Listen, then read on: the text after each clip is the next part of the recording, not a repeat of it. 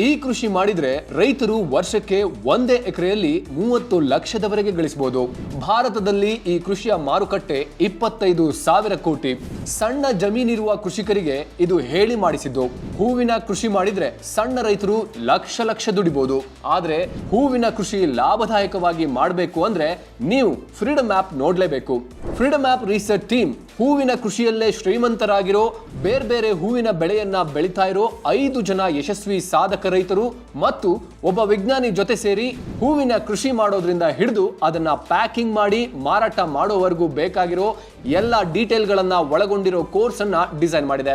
ಅಷ್ಟೇ ಅಲ್ಲ, ಮಾರ್ಗದರ್ಶಕರ ಜೊತೆ ಡೈರೆಕ್ಟ್ ಆಗಿ ವಿಡಿಯೋ ಕಾಲ್ ಅಲ್ಲಿ ನೀವು ಮಾತಾಡಬಹುದು.